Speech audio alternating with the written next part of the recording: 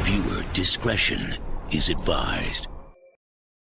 Keith Hunter Jesperson is a Canadian-American serial killer who murdered at least 8 women in the United States during the early 1990s. He was known as the Happy Face Killer because he drew smiley faces on his many letters to the media and authorities.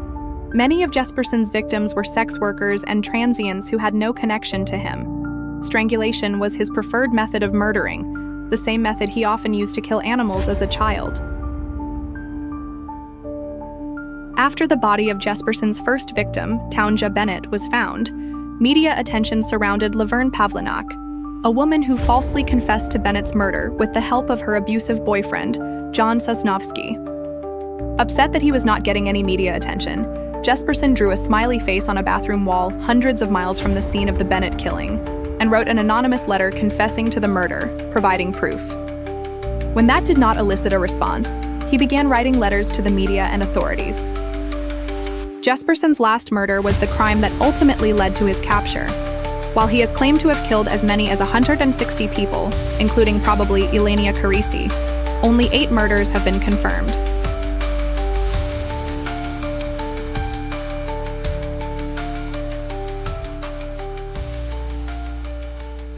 Keith Jesperson was born on 6 April 1955 to Leslie Les Samuel and Gladys Lorraine Jesperson, née Bellamy, in Chilliwack, British Columbia, Canada, the middle child with 2 brothers and 2 sisters. His father was a domineering alcoholic. According to Jesperson, his paternal grandfather was prone to violence. Jesperson's father denied being an abusive parent. However, other family members corroborated the abuse claims to author Jack Olson. Treated like a black sheep by his own family and teased by other children for his large size, Jesperson was a lonely child who showed a propensity for torturing and killing animals. After moving to Selah, Washington, United States, he had trouble fitting in and making friends, again because of his large size. Jesperson's brothers did not help or sympathize with him. Instead, they nicknamed him Igor, or Ig, a name that stuck throughout his school years. Because of this, Jesperson was a shy child, content to play by himself much of the time. He would often get into trouble for misbehaving, sometimes violently, and would be severely punished by his father. This included beatings, sometimes with a belt in front of others, and in one case he received an electric shock. At a very early age, as young as 5, Jesperson would capture and torture animals. He enjoyed watching animals kill each other, as well as the feeling he got from taking their lives. This continued as he grew older.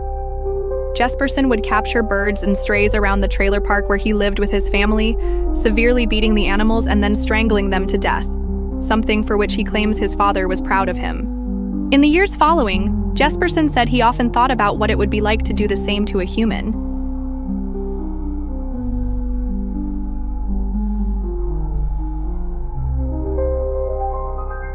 That desire manifested in 2 attempted murders.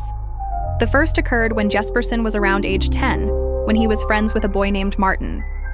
The 2 would often get into trouble together, and Jesperson claimed he was often punished many times for things Martin had done and shifted the blame. This led Jesperson to violently attack Martin until his father pulled him away. He later claimed his intention was to kill the boy.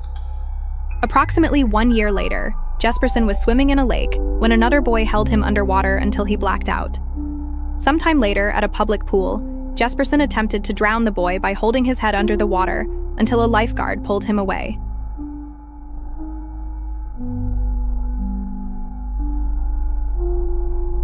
He graduated from high school in 1973, but did not attend college because his father did not believe he could do it.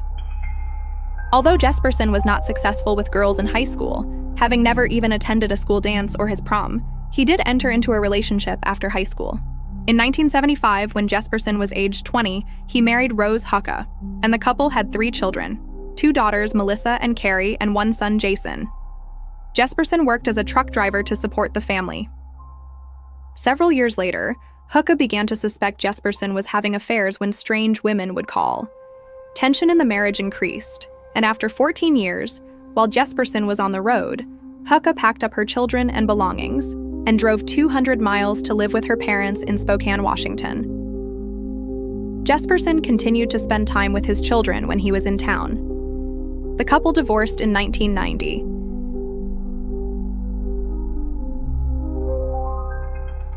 At age 35, standing 6 feet 7 inches and weighing approximately 255 pounds, Jesperson began working toward the goal of joining the Royal Canadian Mounted Police, RCMP, but an injury suffered while training ended this endeavor. He then sought work again as a truck driver after relocating to Cheney, Washington. Jesperson soon realized that this job afforded him the opportunity to kill without being suspected.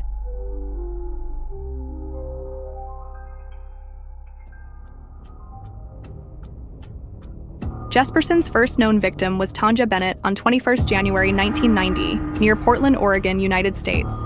He introduced himself to Bennett at a bar and invited her to a house he was renting. After getting in an argument with Bennett, he strangled her to death with his hands and disposed of her body. Comments were made and different things, and an altercation happened. And I struck her.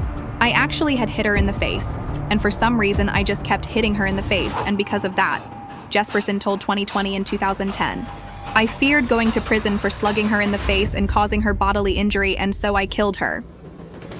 Jesperson got away with the murder initially after Laverne Pavlinac told authorities that she witnessed her then-boyfriend, John Sosnovske, rape and kill Bennett. Pavlinac later recanted her confession, but Sosnovske pleaded guilty to avoid the death penalty, per the New York Times. They both went to prison for the slaying, and investigators closed the case.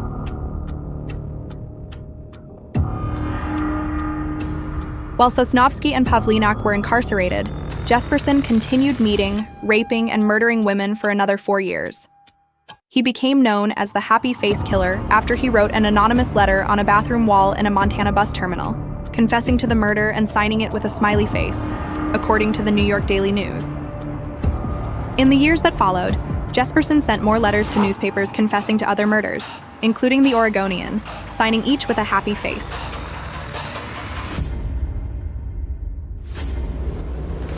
He killed 3 women in 1992, then 4 more between 1993 and March 1995, when he turned himself in for murdering his girlfriend, Julie Ann Winningham. Jesperson had strangled Winningham and left her body by the side of a state road, after which investigators got involved and came across his name. On August 30th, 1992, the currently unidentified body of a woman Jesperson had raped and strangled was found near Blythe, California, United States. Jesperson gives the Jane Doe's name as Claudia. A month later, in Turlock, California, the body of Cynthia Lynn Rose was discovered. Jesperson claims Rose was a sex worker who entered his truck at a truck stop while he slept. His 4th victim was another sex worker, Lori Ann Pentland of Salem, Oregon, whose body was found in November 1992. According to Jesperson, Pentland attempted to double the fee she charged for the sex he had been engaged in with her. She threatened to call the police, and he strangled her.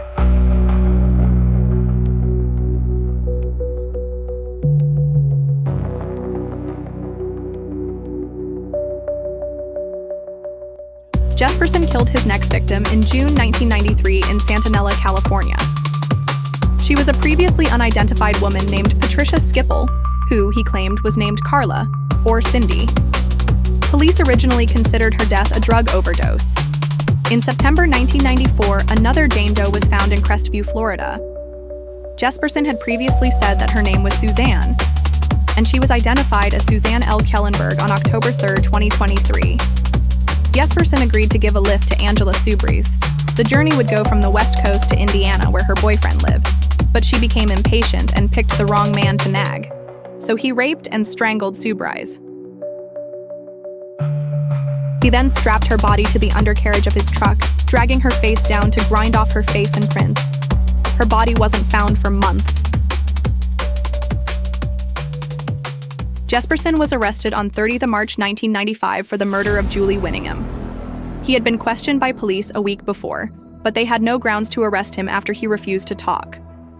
In the days following, Jesperson decided that he was certainly going to be arrested, and after 2 suicide attempts turned himself in, hoping it would result in leniency during his sentencing. While in custody, Jesperson began revealing details of his killings and making claims of many others, most of which he later recanted. A few days before his arrest, he wrote a letter to his brother in which he confessed to having killed 8 people over the course of 5 years.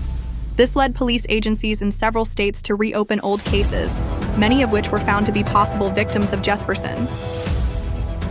Although Jesperson at one point claimed to have had as many as 160 victims, only the 8 women killed in Washington, Oregon, California, Florida, Nebraska, and Wyoming have been confirmed.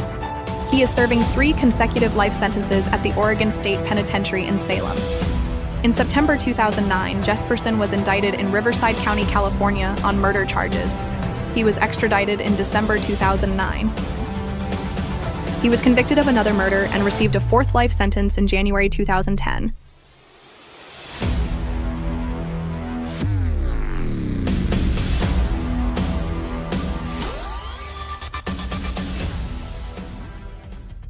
Early in the investigation of Bennett's murder, Laverne Pavlinac read the news reports surrounding Bennett's death and saw it as an opportunity to force an end to the long-term abusive relationship she had been in with her live-in boyfriend, John Sosnovske.